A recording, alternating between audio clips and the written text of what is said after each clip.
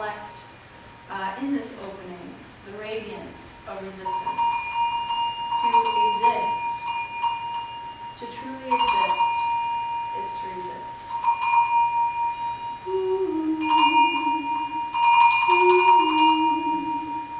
Forget your perfect offering.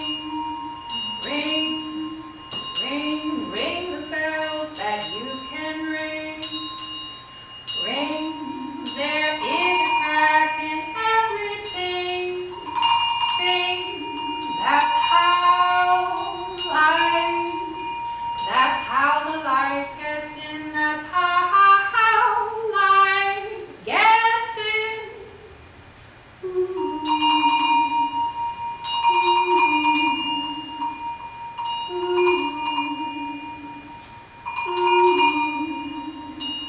Forget your perfect offering.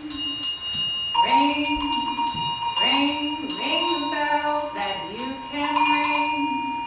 Ring, ring, there is a crack in everything. That's how the light gets in. That's how light gets in.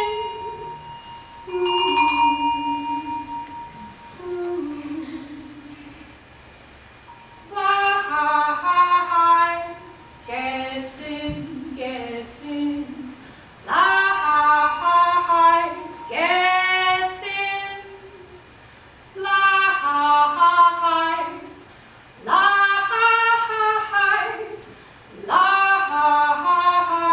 gets in.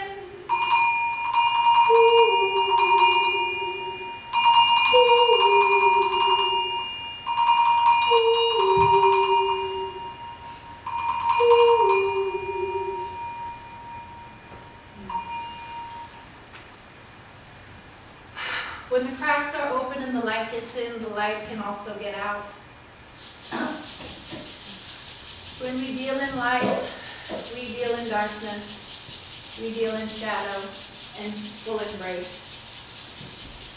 The forever polishing of the heart, the forever turning salt into pearl.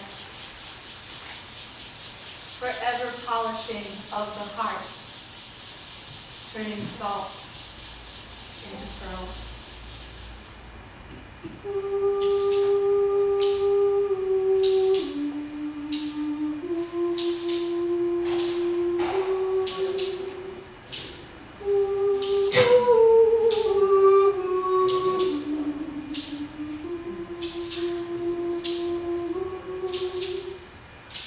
Only after shields of laughter lead you to the edge of grief. Only when you listen in the pounding in your heart will speak from where you are. You cannot see the end you seek from where you are. Follow the calling of your heart. Half believing, am I dreaming? Half unfolding at my feet. I understand fear holds my hand. This strange companion speaks. How brave you are. You cannot see the end you see. How brave you are to follow the calling of your heart. Oh, you can't be anywhere but where you are.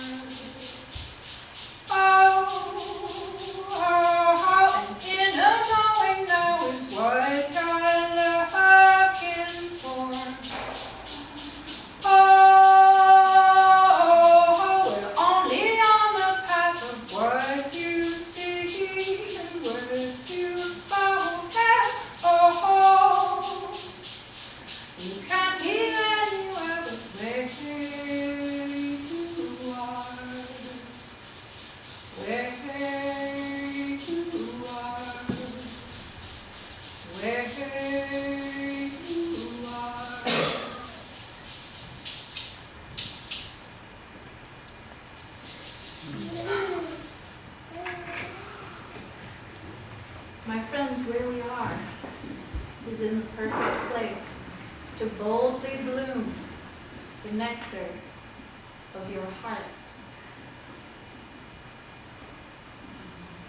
Boldly bloom the nectar of your heart. I am the sweetness you see, open to taste the light of release. My nectar flows wholly for peace.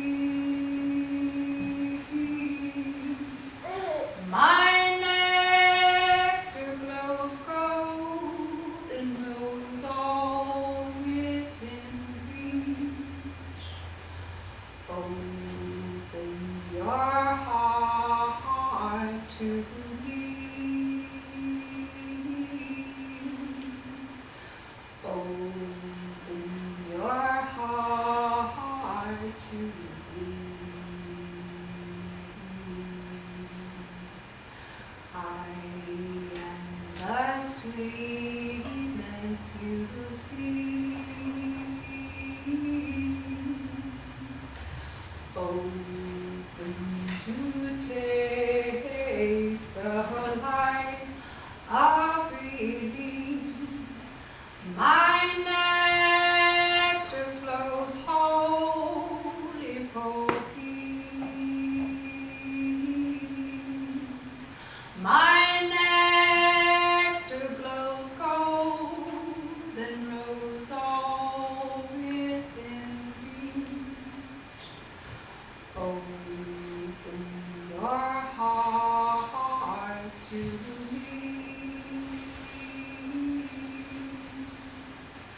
Open your heart to me.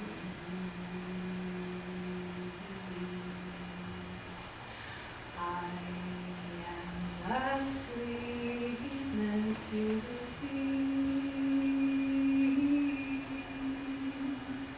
Open to taste the light of release.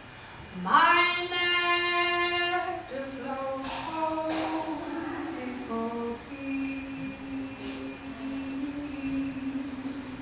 My nectar glows gold and knows all within reach.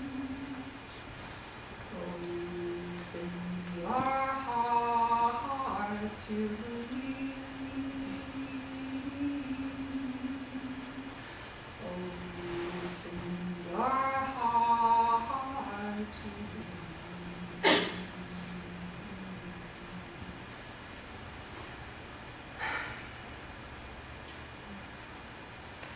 The secret is you already know what to do. We already know what to do. I already know what to do.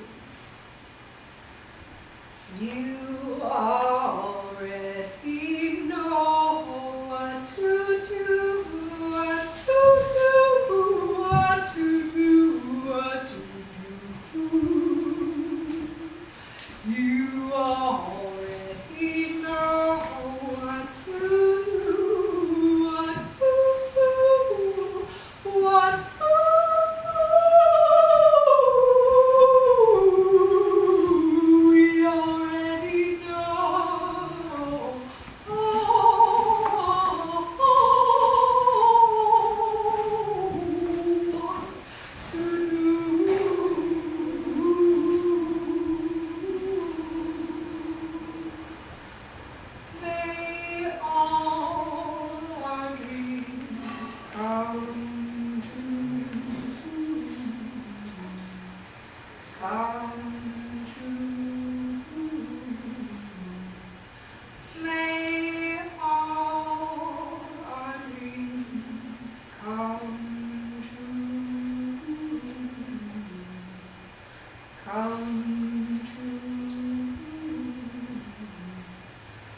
That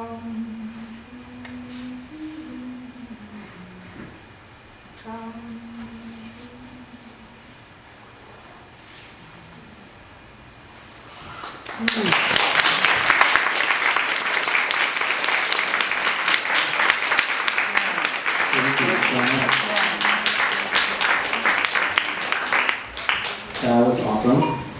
I wanted to say also thank you to Photographic Center Northwest for hosting us tonight. This place has been my second home for the last 8 or so years. If you have not been here before and you're curious about photography, there's so many ways to engage with this incredible place, whether it's just seeing a show, taking a class or a one-day course, or just coming to one of these events. Really a special place here in Seattle. I'm going to introduce our next and last person. Amber Flame is a writer, composer, and performer whose work has garnered artistic merit residencies with Hedgeburg, The Watering Hole, Vermont Studio Center, and Yet Enough. Flame joins the Hugo House in Seattle as the 2017 Poetry Writer in Residence and is a queer Black single mama, just one magic trick away from growing her unicorn horn. So please give her a hand.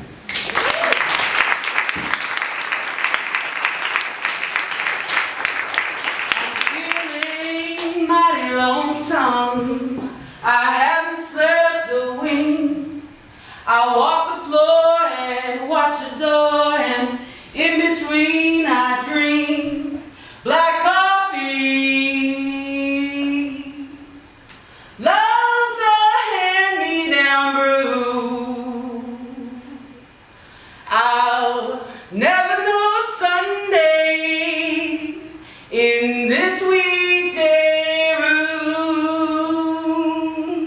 Let me tell you about the aftermath, because it doesn't matter so much what happens. What counts are the days you walk around like a desecrated tomb, all mouth open and body absent. When you're left sweeping up the detritus of your sacred because your riches are gone and they've left you only a mess. Tell about the aftermath. Cataloging of everything you never really liked in them anyway, so that you could wish you were the strong one. You were the one to walk away.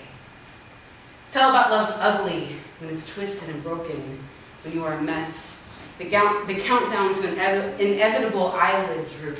The nights when success means that you didn't call to ask for confirmation that you truly are the barren wasteland they've already chosen not to love. I'm going to tell you about when it's twisted and broken. Tell about the aftermath. Not about what they did, but about how you find yourself parked outside their house in the rain, just so you can ask for them to come back to you. This is embarrassing. Just so you can see who they've replaced you with and how they aren't better than you were before you became this mess. How the next morning you find your car is a crime scene. There's blood on the seats and your heart is unfortunately still thumping wetly against the floorboard where you wedged it under the brake pedal. I'm going to tell you the mess you make of yourself for love. The little pieces and compromises you shave off to fit their desire. How you find them curled like dead skin on the floor of your empty house. How you forget how to fill the space around you. I'm going to tell you about how it saps your bones of the marrow. How the absence of their breath in the night blows lonely on empty reeds, and how with the body this hollow you should be allowed flight. But you are grounded here in your mess. And so you sweep. Sweet, sweet. I'm feeling mighty lonesome. I haven't slept a wink. I walk the floor and watch the door, and in between I drink black coffee. Feeling low as the ground.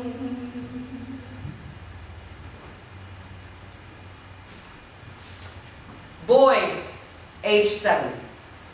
My 7-year-old nephew wants a gun, wants to be an Army or Navy or Air Force guy, does not want to learn to read. Let's be knights, he says to his brother. We will guard the princess, meaning the girl, meaning he will wield the sword. He loves to dance, but not when anyone's watching. Boys don't dance, he says. He wants to be like the man who makes his mother cry. Body long enough to fill the tub, my naked child delights in her bath, her limbs an easy tree thing growing. She has been built along curving lines, a heft. Don't I look like a woman? No. She pouts at this answer, wants at least a little bit. She is 6. Woman is, I bet I look sexy. No. Before knowing what sex is, cannot reach it soon enough.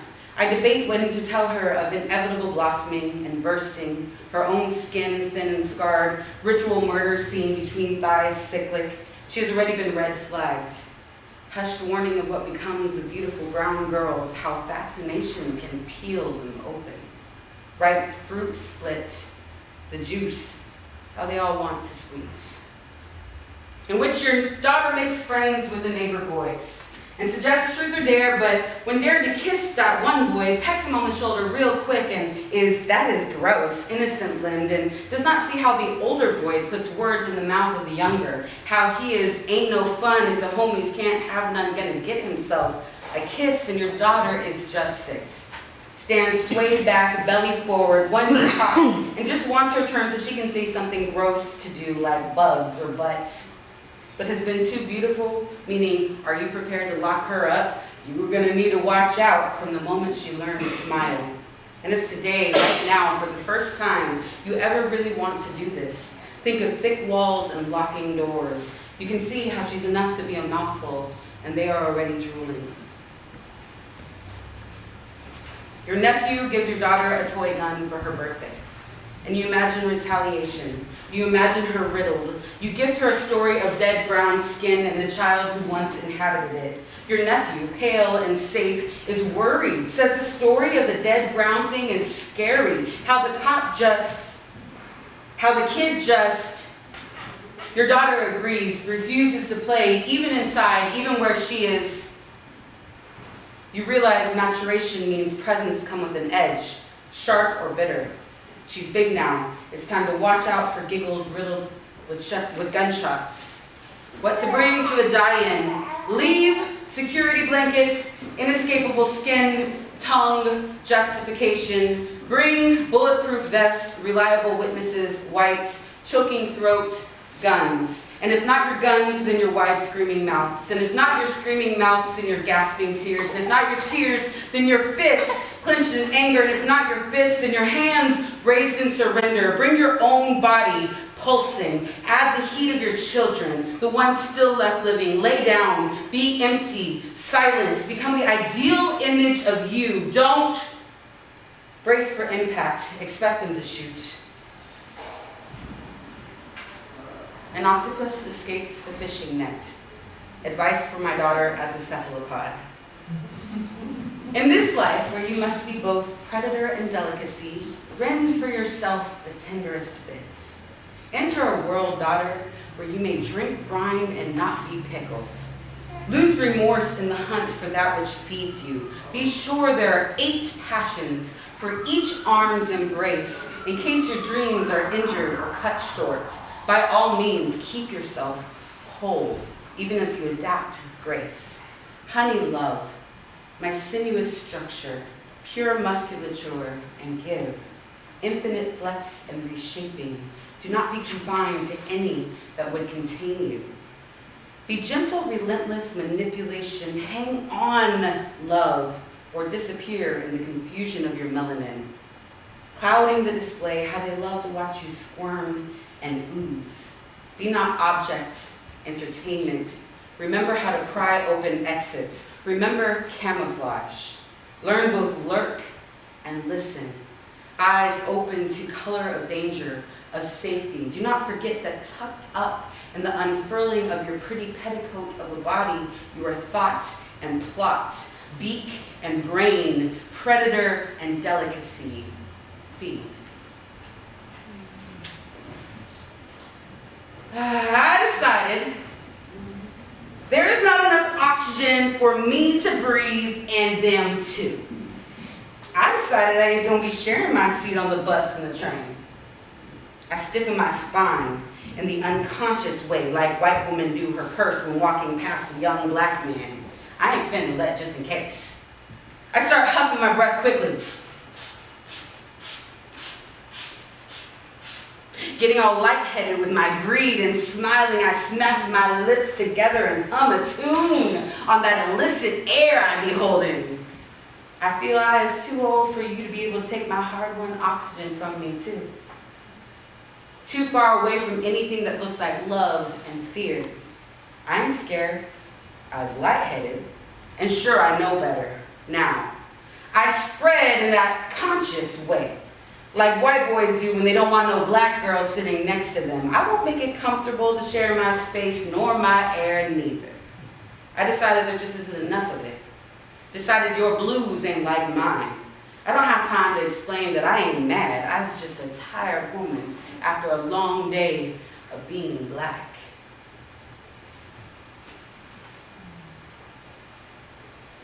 You will find it, whether you actively seek it or not. Tucked like a forgotten $20 bill in the pocket of a purse you don't really use but that once. Or maybe more like lint pushed deep against the seams as if the tips of your fingers were trying to press it into the wholeness of the cloth. You will find it like one more serving of the only meal you crave, left wrapped neatly and ready for reheating. There will be no reason not to partake, not to claim it for your own. And you will state affirmatively, possessively say, this is my hope. Then it will fly away again. Them that's got shall get, them that's not shall lose. So the Bible says, and it still is news. Mama may have, and Papa may have, but God bless the child that's got his own, that's got his own. Rich relations give crusts of bread and such. Well, you can help yourself, just don't take too much. Mama may have, and Papa may have.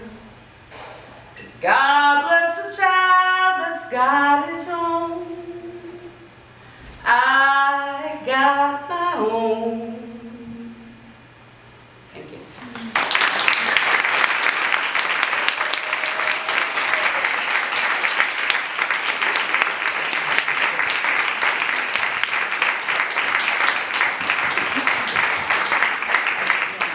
Thank you, Member Flame. Thank you, Greta Jane. That concludes the performing for tonight, but we have a room full of really wonderful people. So please hang out, grab a snack, get to know each other, chat. We have a little time, so these will keep running, so you have time to see their work, talk to these two wonderful people who just performed, and to each other. So thank you.